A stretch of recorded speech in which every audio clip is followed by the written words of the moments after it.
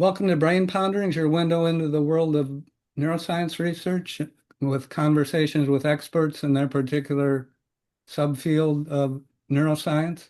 And today it's my pleasure to welcome Corinde Wiers, sorry, or Wirtz, um, Wiers, I guess is the way to pronounce it. She's Beers, an but nobody can pronounce it. Yes, sorry. assistant professor of psychiatry at the University of Pennsylvania Perelman School of Medicine and appointment in the Center for Studies of Addiction there. Her training is in addiction research, and she moved to Penn maybe just a few years ago, I guess, and has her own research program going there now, focused on clinical work. So welcome, Corinne. Thank you so much, Mark. And can you talk a little about, so you're from Germany originally or Europe somewhere? Definitely Europe. Yeah, no, I'm from the Netherlands Oh, originally. Netherlands. Yeah. Okay. All right. And when did you get interested in the brain and how it works? Ooh, good question. I think I was always interested in the brain in high school already, seeing also mental disorders around me in school, also in my family. So I went to study psychology at the University of Amsterdam, and then a new study started called psychobiology. And so I switched because I thought psychobiology was both in the psychology department, the biomedical science department, and in the medical school. So that was a perfect field for me, at least, to be trained in all these different areas. And then it took me quite some time to understand what level of the brain I wanted to research. Do I want to do animal models, genetics? But I was always, yeah, more interested in the clinical questions. So I ended up pursuing first a master's in England at the University of Sussex, where I Wow. really became interested in addictions, so much alcohol use in the UK. And then a PhD at the Berlin School of Mind and Brain in Berlin, Germany. So there, I work primarily on functional MRI in people with alcohol use disorder. Okay, that's why I was thinking Germany, because that's where you did your PhD work. Yeah, I may have picked up a German accent in my English too. What was your PhD dissertation? What's kind of the problem you were trying to address and the take-home message of your results? I was primarily interested in unconscious attentional and approach biases in Hmm. alcohol use disorder. So we found with just behavioral tests that people approached alcohol cues faster.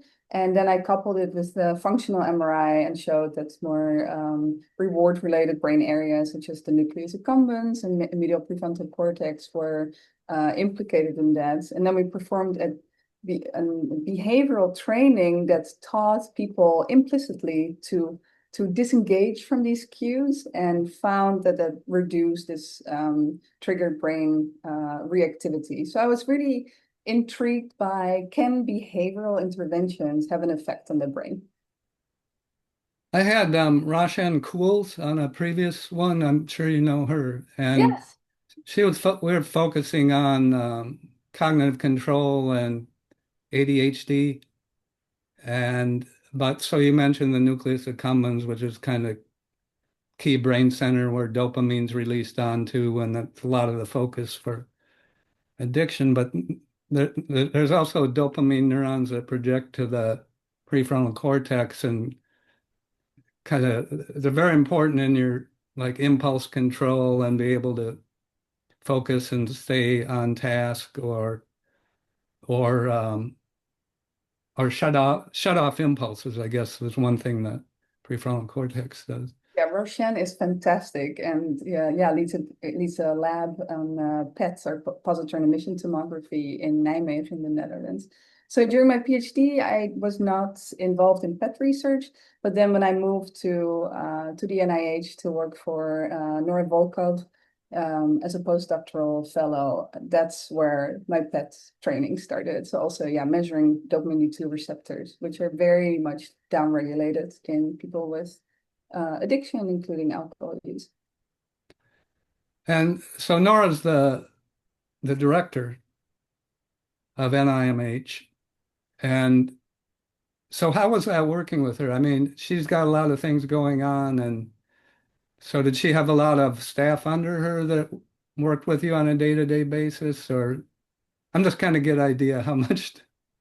Yeah, so Nora, it has been fantastic to work in her lab. She's probably the smartest and most motivational person I've ever met. So we always had weekly meetings with her on a Friday. So yeah, she's the head of NIDA, the National Institute of Drug Abuse. Oh yeah, yeah. Because of that, she cannot have a lab at NIDA, but she had a lab at the Oh, yeah. Alcohol Institute. So we had a lab, or we were working in Bethesda, Maryland, in the main building, the Yeah. main research building. But she actually had a surprisingly small lab. We were with 3 postdocs and 3 staff scientists. It when I learned about her, well, she had just moved from Brookhaven National Lab, where they had a much larger lab, to the NIH. But it makes sense. Then she can, each postdoc gets more attention that way, and it's easier, because she's so busy with other things all the time. Yes. So Yeah. throughout the week, she was busy with NIDA and policy, speaking in front of the Senate, etc. And then on Yeah. Friday, she was working in the lab. Yeah. But she was on top of everything. So All right. And so at NIDA, did you do PET imaging there? yeah, we did PET imaging and also functional MRI, structural MRI imaging, and we were able to do clinical trials in people with alcohol use disorder, because the NIAAA has an inpatient unit right there on campus.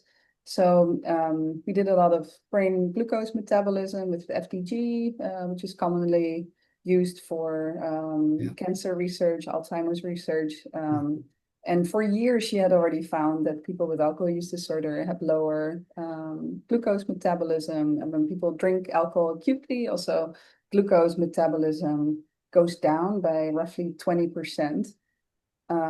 So initially, that was interpreted as, oh, look, the brain doesn't function well on alcohol, and that leads to all these cognitive problems. But just before I joined her lab, she just published a paper that rather than the brain doesn't have any energy, there's a shift in metabolic energy with acute alcohol intoxication. Namely, glucose goes down because acetate, which is a metabolite of alcohol. So when you drink alcohol, the liver oxidizes alcohol into acetaldehyde and then into acetate, and acetate travels to the brain and can be used as an energy source. So when you drink alcohol, basically your brain functions on acetate. Well, right. So with the PET imaging to look at glucose uptake into brain cells, it's well known during aging and with mild cognitive impairment, and then much more so in Alzheimer's disease, there's impaired glucose utilization. And Steve Quinane probably. I've Yeah. had him on previous podcasts, actually twice. And um, so he's used radio-labeled um, acetoacetate, right, which is one of the ketones produced during fasting, and simultaneously looked at cells' ability to take up either glucose or the ketone. And depending on what the blood level of glucose or ketones is, they switch. So if ketones go up in the blood, they switch to using uh, ketones, the brain cells, and presumably it's mainly neurons using it. Um, and do you have an interest in, I mean, that would be certainly good to do in the substance use disorders, whether it's alcohol addiction or opioids or others. Yeah, so we just set up a small pilot study. So we measured the effects of a ketone drink, so not necessarily a ketogenic diet. That's Stephen has done repeatedly in people with Alzheimer's. So what he found is that people with Alzheimer's have insulin resistance, so low glucose utilization, but their ketone metabolism is intact. So when you give people glucose, their brain doesn't work very well in Alzheimer's and has all these cognitive effects. But if you give people ketones, suddenly their cognitive scores or their behavior went rapidly better because there's a net increase in brain energy with the ketogenic diet. Glucose goes down, but it doesn't really matter if your glucose system doesn't function that well. And ketone metabolism measured with PETs, carbon-11 acetoacetate, went up, and it correlated with behavioral and cognitive improvements. So in alcohol use disorder, we gave people a ketone drink and also saw very similar to when you give alcohol acutely, roughly a 20% reduction in glucose metabolism. But we didn't have carbon-11 acetoacetate because we didn't have that set up yet at Penn. So we used magnetic resonance spectroscopy where we could measure BHP levels. But you can only measure it in a singular box, so we couldn't really look whole brain. But I still think that the glucose metabolism, it just correlates negatively with the ketone uptake. But we did not really see group differences. So we only had 5 people with alcohol use disorder, 5 people who were regular or more sporadic or non-drinkers who came into the lab twice, once with a ketone supplement and once without anything. We saw this main effect in all 10 people of a reduction in glucose metabolism and increase in brain ketones. The AUD group also reduced their alcohol craving, but we didn't see that the glucose metabolism went down more in the alcohol group, which is what Nora found with acetate. So that people who are heavy drinkers or have alcohol use disorder, that their brain is so used to using alcohol or acetate that delta was much larger compared to people who barely drink. And what about, I guess it depends on what the drug that a person is addicted to is, but with some drugs, people tend to eat less, right, and have a lower body weight generally. And this kind of, at first approximation, that might be because they're craving the drug more than food, and so they go to the drug than food. But then they should have better glucose regulation based on their body weight, improved insulin sensitivity and so on. So what's the relationship, I guess, between insulin sensitivity, body weight, and addiction? I mean, that's a broad question. That's a very hard question, but a very important one. So for all substance use disorder, we see lower dopamine D2 receptors and lower brain glucose metabolism. Cocaine use, opiate use, alcohol use. And the mechanism may be very different. So for alcohol use, there's this conversion with acetate metabolism, but that's not the case for cocaine use and opiate use or other drugs. Cannabis was slightly lower, was not as strong an effect as for the other substances. But then you're absolutely right that particularly cocaine users have lower body weight, opiate use disorder who are not on agonist treatments also have lower body weight. And I believe alcohol use disorder too, but it might, as you say, be very related to not being that interested in food because of preoccupation with the drug use. All the money goes there, and the reward of natural reinforcers such as nutrition may not be there. But then it might go to the more opposite. That's people who are that severe may just have very poor nutrition, such as people come to the hospital for alcohol detox, that they immediately need vitamin B because their nutritional status is so poor. And I've recently been more interested also in people with opioid use disorder on agonist treatment. They often increase their BMIs with like 5 points or so. So we haven't really done FTG studies there to see before and after treatment or comparison of agonist and antagonist treatment. How does that have an effect on brain glucose utilization? So I think especially with this traditional insulin resistance, I don't think there's too much known yet within substance use disorder. Okay.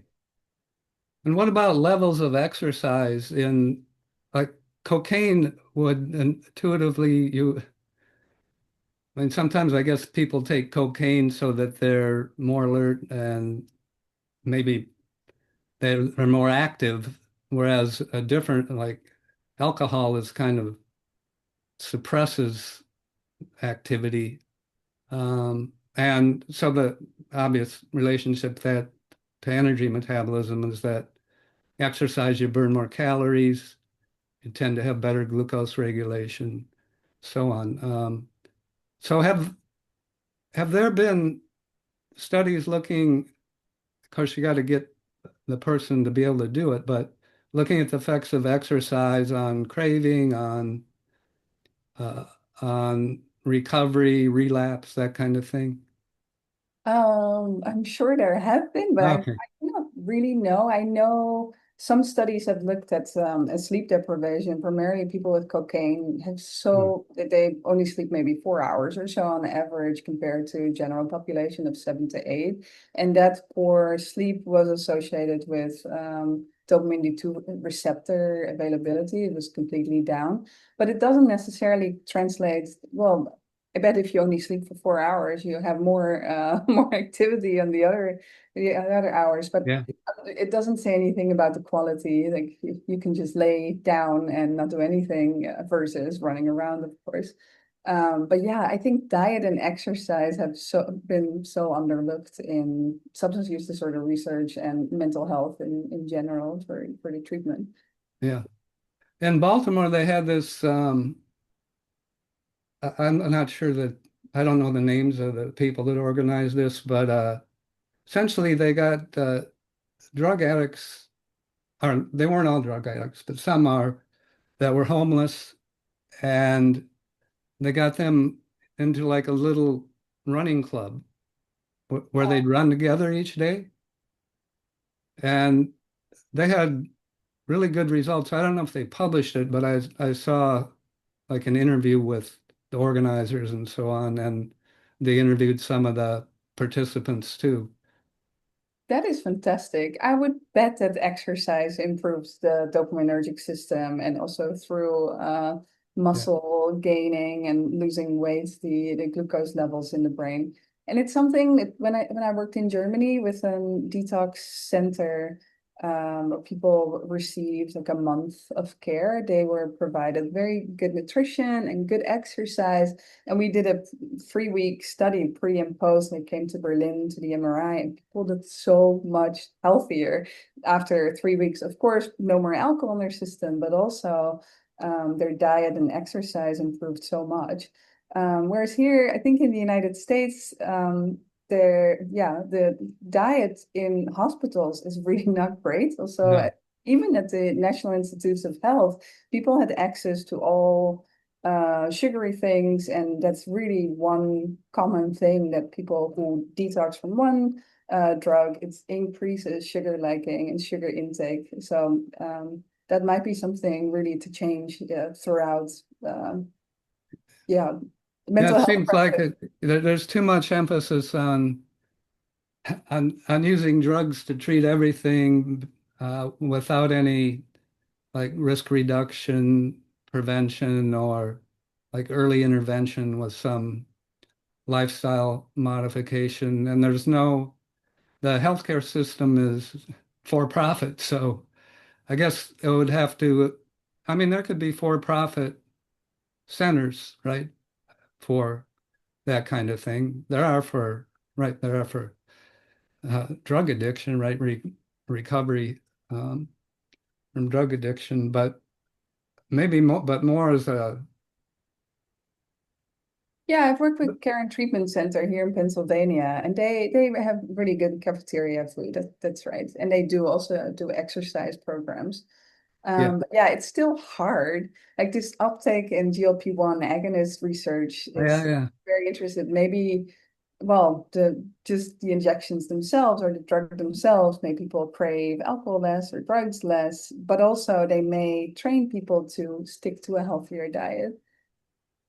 Yeah, that'll be interesting to see what happens with if there's trials. Are there trials that you're aware of with drug addiction? Because the main way that the GLP-1 peptides seems like the emerging evidence they're really good for obesity and diabetes, insulin resistance is by suppressing food intake. And particularly they seem to suppress the sugar, craving for sugar and these kind of obesogenic uh, food constituents. So then with drug addiction, with certain drugs, I don't know, is that going to make it better or Yeah, worse? there have already been trials that show that in non-treatment seeking people with alcohol use disorder, so people who really don't need a detox but still drink way too much, that alcohol consumption goes down. And also Care and Treatment Center, I don't think they've published it, but they also found that people on buprenorphine with opioid use disorder that they reduced their opioid craving. But that was quite a preliminary finding. I think the sample size was pretty small. So much more is needed, but people crave also substances much less. And I know that started a study in people with alcohol use disorder on GLP-1 agonist medication during detox, and will pair this with an carbon-11 raclopride scan to look at dopaminergic effects, like dopamine D2 receptors. Do they increase again during the course of alcohol withdrawal, and also dopamine release, which is usually blunted in people with substance use disorder, which translates to not being very interested in anymore in other in natural rewards, but whether that's also affected by GLP-1. When I was at NIA, one of the scientists in my group, he's a medicinal chemist or pharmacologist, Nigel Gregg. Actually, he's the husband of Amy Newman, who's the scientific director Oh, great. at NIDA. And um, Nigel and my group helped quite a bit on a lot of the studies. We're looking at direct effects of GLP-1 and one of the analogs, Exendin-4, on neurons first in culture, then in vivo. And turns out most neurons throughout the brain express receptors for GLP-1, and the receptors are coupled to a signaling pathway that's well known to be important for learning and memory, cyclic AMP Hmm. And pathway. have you also shown, sorry, that the GLP-1 that they cross the blood-brain barrier? Because they should be too large, but maybe when you just Well, they definitely get to the hypothalamus for sure, right, and I don't know if there's been studies like labeling and looking all through the brain. But there are receptors throughout, so kind of intuitively, why would there be receptors if there's no exactly. ligand or unless there's another ligand other than GLP-1, which there could be, I guess. But Yeah, anyway, more because these peptides are so large, they shouldn't cross. well, they're like 30 amino acids, 30, it's fairly large, but there are peptides that get in the brain that are that big. So, um, It would be a great pet and experiment for for humans. all we know, there may even be transporters for GLP-1.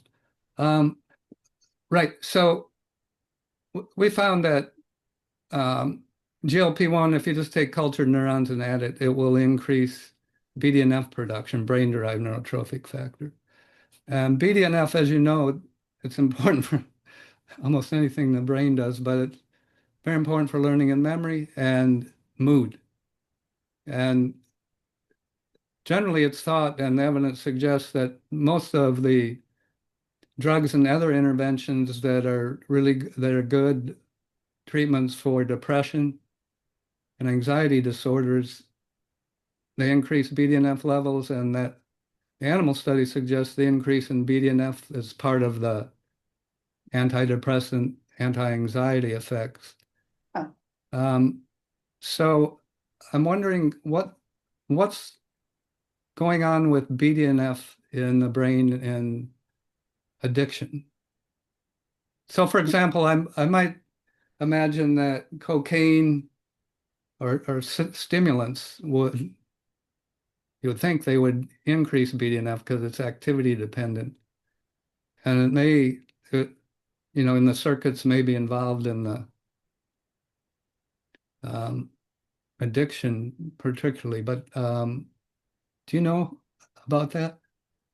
So I think BDNF would be chronically down. I mean, most Yeah, substances are so neurotoxic that it has all these profound effects, yeah, not only on dopamine or opioids and yeah, the GABAergic receptors, but also on reduce well, glucose metabolism, of course, but also just in general volume. So if you yeah. look at a person who has been drinking for years, gray matter volume is completely down. So I would definitely predict that BDNF is down. I'm not sure if we can measure this in humans in vivo. I do not think there's a BDNF No. tracer, or you do not measure this It's in spectroscopy. CSF, in the cerebral Yeah. spinal fluid. Okay. Oh, Ah, I would there's another bet there thing. are Uh, CSF studies that show reduced BDNF. But I'm actually interested when you said about the GLP-1 that this increases BDNF. Was that mediated by weight loss, or was that a direct effect of GLP-1 agonists themselves? the direct effect. Direct effect. Wow. We could show it in Okay. cultured neurons, or they're I just see. I see. neurons. I see. So there is Yeah, no weight loss in the right. culture. Yeah. And then in the animals where we can euthanize them and take out their brains and look, then we can look at BDNF by there's a lysis enzyme linked immunosorbent assay to quantify BDNF. You could even do immunoblots, Western blots. So That's there, and you can look at the messenger RNA too. Yeah, I think the GLP-1 agonist research is going to be booming, and well, Oh yeah, it already is. But even in human participants using PET, we could look at glucose metabolism. Does it normalize glucose metabolism in people who are overweight? Does it decrease neuroinflammation in the brain and body? For example, we can look at dopaminergic imaging and mitochondrial health with spectroscopy. We can measure nicotinamides, adenine dinucleotides, this measure of mitochondrial health. So there's a lot to study. yeah, But I yeah, always thought that all of this was mediated through weight loss, but maybe yeah, as you say, there's direct effects.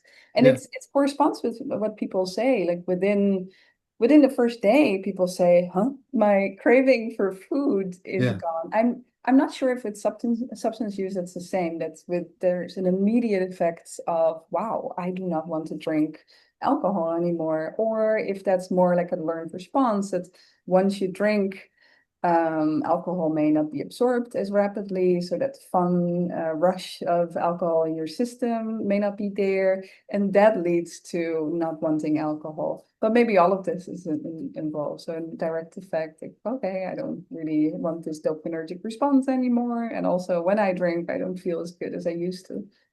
yeah. Um, so so getting back to BDNF. So,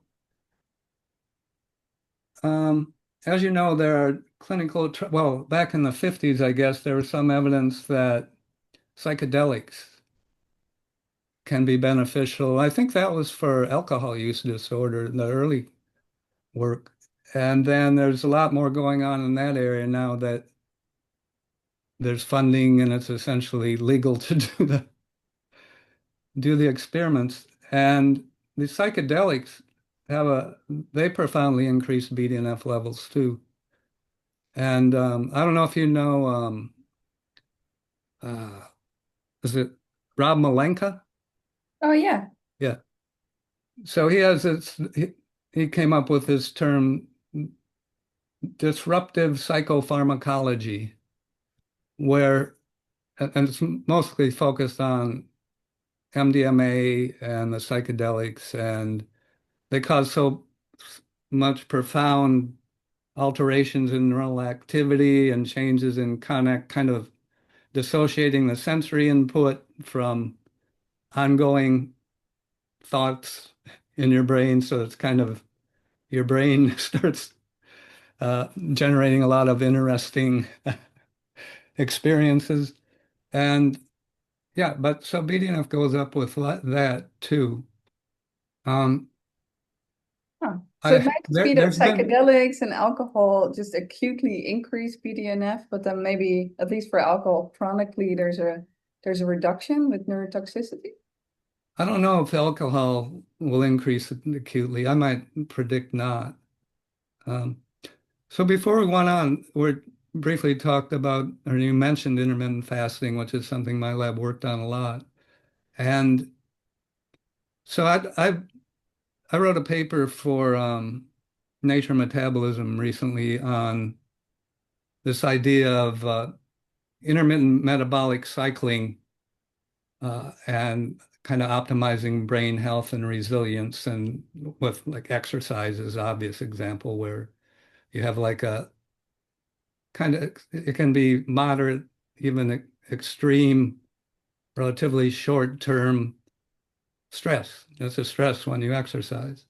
And there's big changes in your energy and metabolism, and things go on in your cells during the challenge, during the stress of exercise or fasting that set in motion, sets up the cells for the recovery period.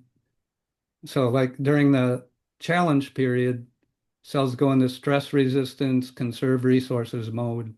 Then during the recovery period, eating, sleeping, resting, the cells, including neurons, go into a growth and plasticity mode. And so the cycling back and forth over time may optimize health.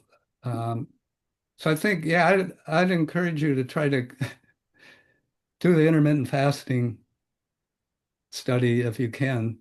Yes, Um, because we primarily worked on ketones because of the shift from yeah. alcohol to acetates. We gave people during alcohol detoxification, we gave them a ketogenic diet, and we made sure it was blinded, so people received for 3 weeks a liquid diet that was either ketogenic or control, like 50% carb.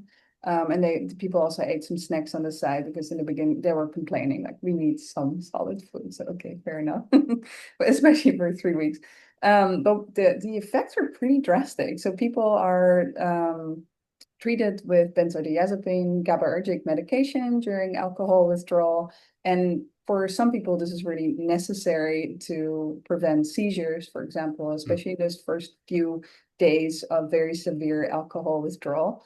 And people reported fewer alcohol withdrawal symptoms, and also a psychiatrist who provided these benzodiazepine medications based on uh, patients' withdrawal symptoms. The need for benzodiazepines was lower in the ketogenic diet group compared to the control standard American group. Um, we did not measure BDNF. I wonder if we can still look at blood levels. Never assessed CSF, but only Yeah, serum blood. CSF would be ideal. It's not really clear that there's a direct relationship between blood and brain. BDNF is produced by some other organs. For example, the heart cells produce BDNF. Huh. And And the liver, does the liver produce BDNF? I don't think so. Okay. But yeah. And do you know about extracellular vesicles, exosomes? So all cells release these tiny vesicles. They're like 100 nanometers in diameter, and they're in the blood, circulating around in the blood. And Dimitros Papagiannis, who was a neurologist in my group, he he's developed and refined methods for isolating from the total pool of these small vesicles in plasma, in blood, a subpopulation of vesicles that are coming from neurons. So essentially the method is you have an antibody against a neuron-specific protein. And so you can use that antibody to pull those vesicles out. And then he's focused a lot of brain aging and Alzheimer's disease, so he's done a lot of nice work relevant to that. But the point is, they get these vesicles that you can isolate from plasma, give you a window. It's kind of a liquid biopsy of the brain. He's shown, for example, there's insulin receptors in these vesicles, and in people with diabetes and people with early Alzheimer's disease, there's impaired insulin receptor signaling evidence for that in these vesicles. So he kind of demonstrated brain insulin resistance by looking at these vesicles. That So is so he likes interesting. he likes to collaborate. So you may, because if you have samples, and you can do this on frozen samples of blood or plasma, you Yeah, know. we Yeah. still have frozen sample of plasma and serum for these patients. So for 3 weeks, we took a plasma sample every week. So Yeah. for people on a keto diet versus a control diet, yeah, that'd be great. We did MRI imaging and showed also decreased more, well, not dopaminergic responses, more cue activities. So the nucleus accumbens, prefrontal cortex, those responses were reduced in people on a ketogenic diet when they looked at alcohol cues compared to food and neutral cues. And then with spectroscopy, we saw some evidence of reduced inflammatory markers. But surprisingly, glutamate levels went up. I would have totally predicted them to be down. If during withdrawal you get into this hyper excitable state with high glutamate, and then with the ketogenic diet, if anything, I would have predicted lower glutamate. And we wanted But to measure GABA. the problem with that, Corinne, is that it's measuring the whole tissue Yes. glutamate, and what's important is how much is at the synapse and how much is being released, because most of the glutamate is inside the cells. There's very little glutamate extracellularly, so I don't know. Maybe that's like it could be a compensatory response to reduced release of glutamate or something like that. Yeah, and also we weren't able to measure GABA, so it might have also been like, if glutamate is increased, that may have converted to more GABA or Yeah. something like that. But yeah, you look at a 1 by 1 centimeter voxel in the anterior cingulate cortex, and there's obviously so much going on within that voxel that we cannot see with spectroscopy. So you have evidence that the ketones are beneficial in the patients with alcohol use disorder. What about other uh, substance abuse disorders, substance use disorders? So I haven't worked on this directly, but there are some animal studies that show that it also reduces cocaine intake with cocaine use disorder. And my colleague Pete Menza, he's now an assistant professor at University of Maryland in Baltimore. He's Hmm. going to test ketone supplementation during opioid withdrawal. Okay. So the ketone drinks, when I moved to Penn, I thought, oh, 3 week ketogenic diet study is so hard. Yeah. It's so hard to police people sticking to the diet. And if that's already so hard, do people really stick to it in everyday life? So why not treat people with an alcohol addiction with a drink that immediately shifts their brain energetics and might decrease alcohol craving? So I've shifted a little bit more to Richard Veitch's ketone ester and then the kinetic ketone supplement. And we just did a trial in alcohol withdrawal at Care and Treatment Center, and we surprisingly didn't really see an effect on benzodiazepine use or alcohol withdrawal, but it may have been because all patients were tapered on benzos immediately when they came in. So Hmm. everybody received a similar dose, and it was very high. So benzo or the benzodiazepines were fixed. So even we could have given them as much ketones as we wanted, and even if it helped, we would not have seen Yeah. it Yeah. Yeah. because the withdrawal symptoms were pretty low with that high benzo taper. So we're repeating this study now here at the hospital at Penn. and also add an MRI scan at the end to look at mitochondrial health and resting state, functional connectivity, and all these kind of measures. And we will measure GABA. That will be very interesting to see. It's like, okay, if people drink these ketone supplements, might this elevate GABA and therefore reduce the need for benzodiazepine medication. But we've done a few studies more in like an alcohol bar lab setting where people who were regular drinkers, we gave them these ketone drinks before roughly 3 shots of vodka, and they did not like the effect of vodka anymore. So and also the breath alcohol levels were very low. So it seemed that these ketone drinks prevented alcohol from being absorbed. So then what's the point of drinking if you don't have that nice rush? Uh, Interesting. so we're now bringing that to an alcohol dependent sample. If NIH currently will release grants, and I've been waiting for my R1 for 7 months now, and it's still not there. My goodness. Uh, But yeah, hopefully we'll see something very similar. That's if people with an alcohol use disorder we're not treatment seeking, otherwise we can't give them alcohol in a bar lab setting. If we give them these ketone drinks before, and then alcohol, and then we give them ad libitum alcohol, does it also reduce alcohol consumption in a lab setting? And my prediction is absolutely. If you don't crave alcohol because of this shift in brain energetics, and alcohol doesn't get absorbed, then this should lead to a reduction in drinking. But it's the mechanisms are very different from a ketogenic diet because we did a parallel animal study with Leandrov and Ruscolo, who you probably know very well at NIDA in Baltimore. So he ran an experiment where rats who were alcohol dependent were on a ketogenic diet versus control diets, and then gave them alcohol. They have this vapor chamber where rats are vaping alcohol for 14 hours a day. But the poor rats on a ketogenic diet, they couldn't tolerate alcohol at all. So their blood levels of alcohol were 5 times higher. So, well, they couldn't self-administer alcohol after those 14-hour vapes. Um, so and also, it's inhibiting the metabolism of alcohol? yeah, so we followed up on that and took out the livers, and it looks like the alcohol dehydrogenase is downregulated. So we haven't Hmm. translated this to humans yet, or well, we have.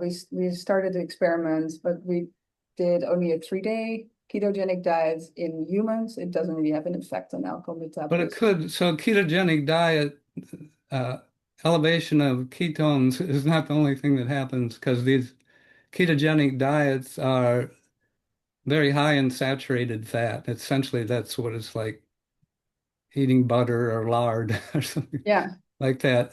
So um, I guess what I'm saying is that I think that doesn't necessarily mean that the ketone themselves will have the same effect as yeah, a ketogenic diet. absolutely. So there are all these I really came from this whole metabolic shift from glucose to acetate, but there's so many more systems in place. So if it's just that metabolic shift, it shouldn't matter, right? Elevation of ketones through intermittent fasting or a ketogenic diet or these exogenous ketone drinks. But you see all these other effects on even alcohol absorption that may contradict or even have differential effects then on the consumption.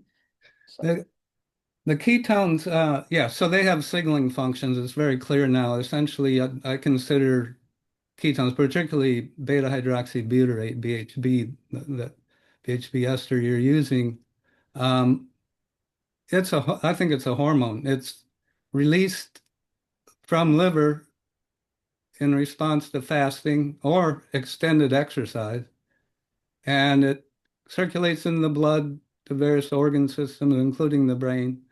And yeah, it's used to produce ATP, but there's multiple different pathways that there's evidence in the literature it uses to affect gene expression in cells.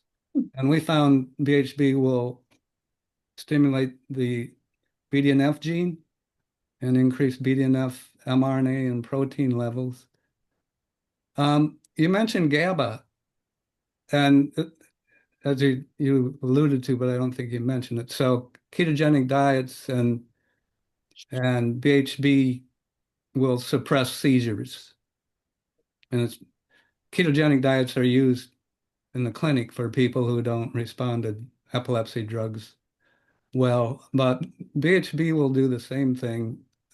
We've shown that. And then we've shown in animals by recording, we put an electrode in a glutamatergic neuron in the hippocampus, which is a brain region we focused on a lot because its role in learning and memory and also in mood regulation. And then we recorded something called inhibitory postsynaptic potential. So it's essentially GABA being released from an inhibitory neuron onto the excitatory neuron. And we found that the intermittent fasting enhanced the GABAergic tone Mhm. and protected against seizures. Actually, the first paper we published on intermittent fasting in the 1990s, we showed that it protected against seizures induced by a excitatory amino acid called canic acid.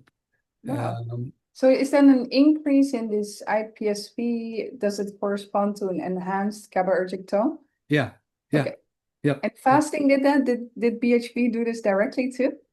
Um, we didn't do the recording, but what we did look at is seizures. We recorded electroencephalogram, EEG, and so we could look at, if you have a really severe seizure, you can see the animal freezing or clenching its teeth and so on, or shaking.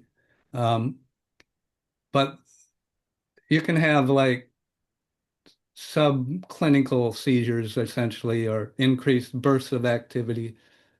And yeah, so we gave the ketone ester to mice and it suppressed the seizures. And do you know clinically, because for example, in Baltimore at Hopkins, there's a clinic that Yeah, yeah. specializes in a ketogenic diet for seizures.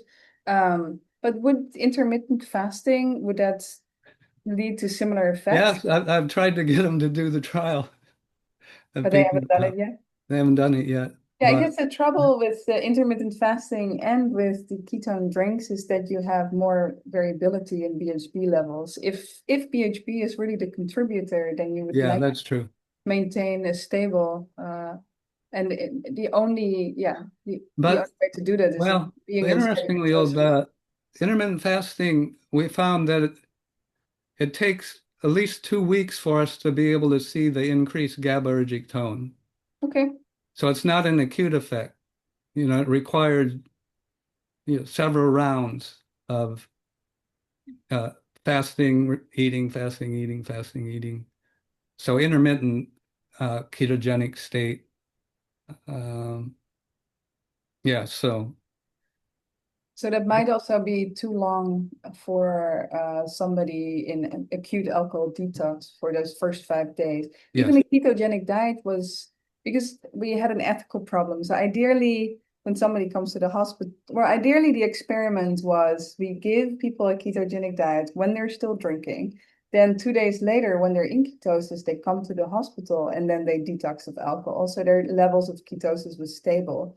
But ethically, we can do that because you can't bring somebody to the hospital, give them a ketogenic Yeah. diet, send them back home to drink, and then come back later in 2 days. They needed to be admitted, they were patients, and they needed help. So Yeah. it still took 1 to 2 days to get into ketosis. And that's exactly that breakpoint where we saw the effect on the need for benzodiazepines, that it was reduced once people were in ketosis.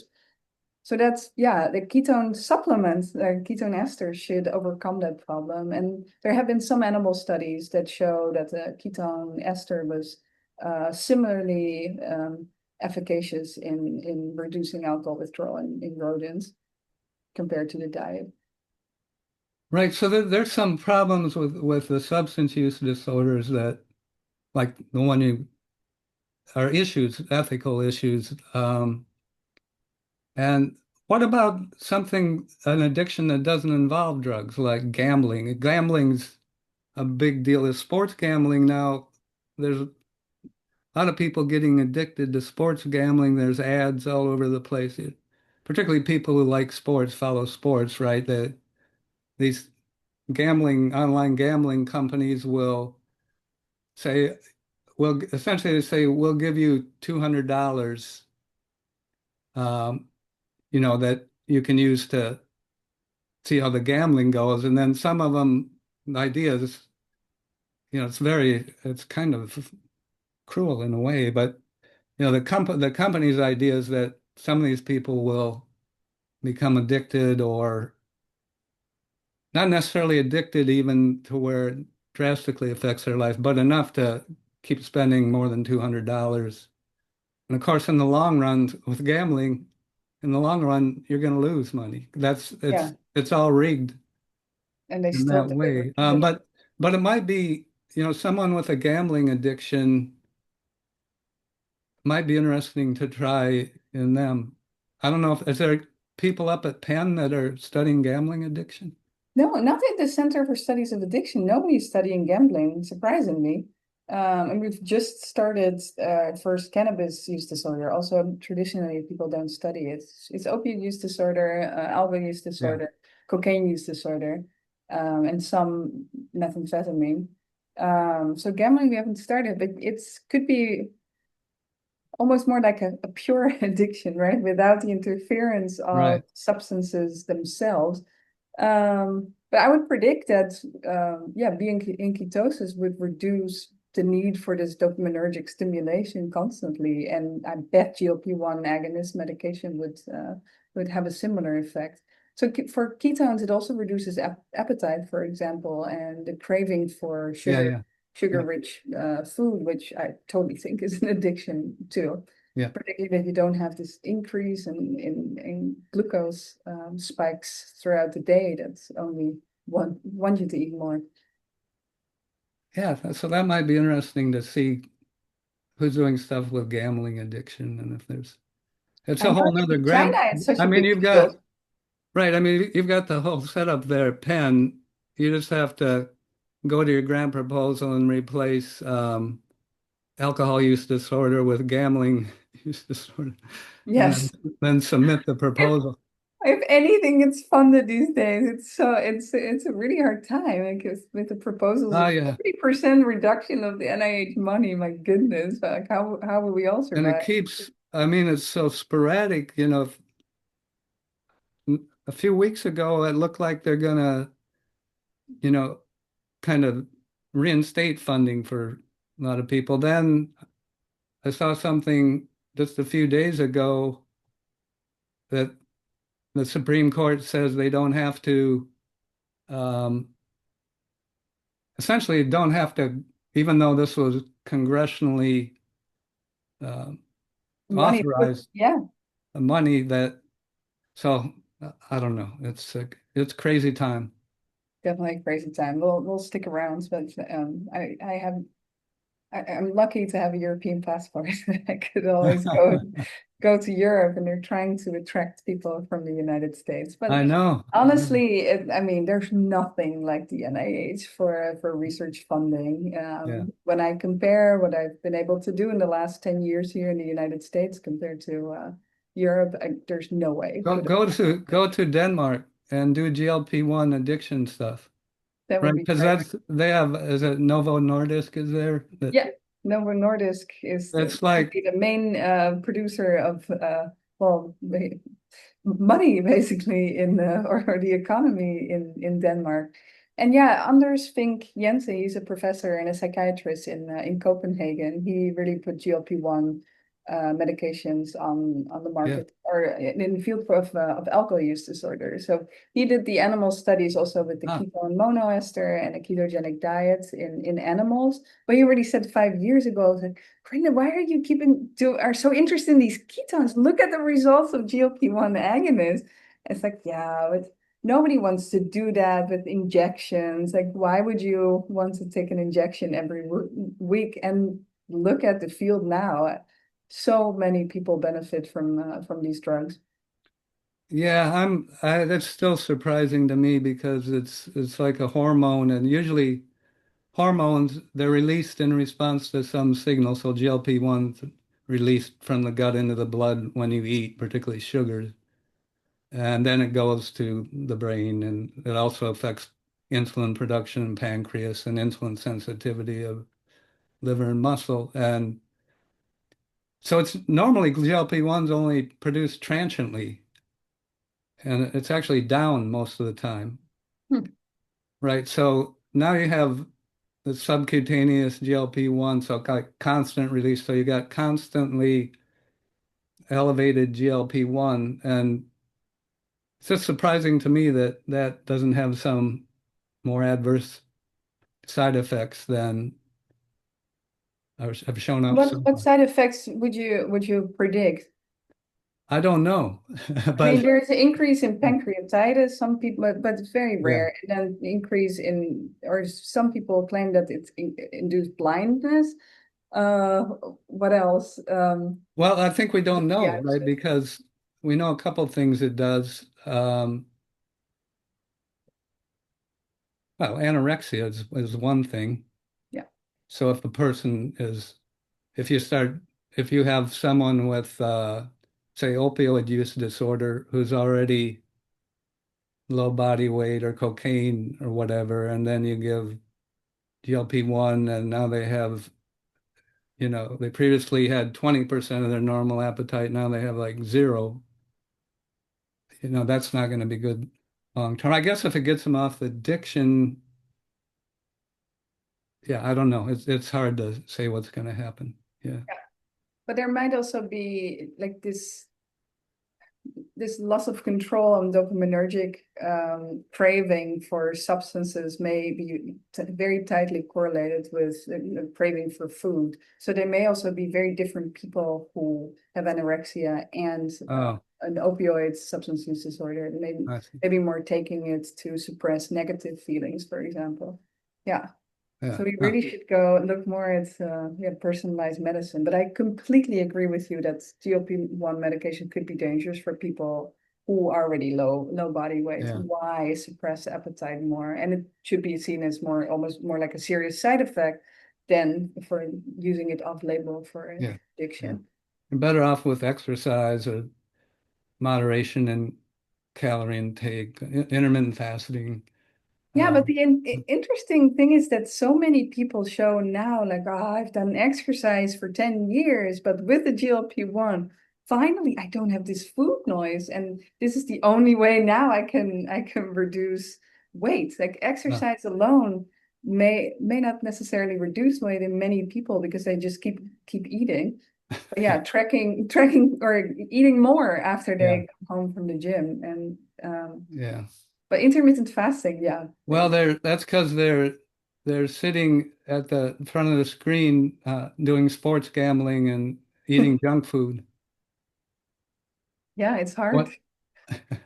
Well, it's also hard in America. It's just food is available everywhere. Like when we European or international postdocs came to the NIH, we all gained weight in their first year, and we Yeah. didn't know why. It's like we're Oh, doing it's the the same. same. This is, and then now we've exported this to Asia.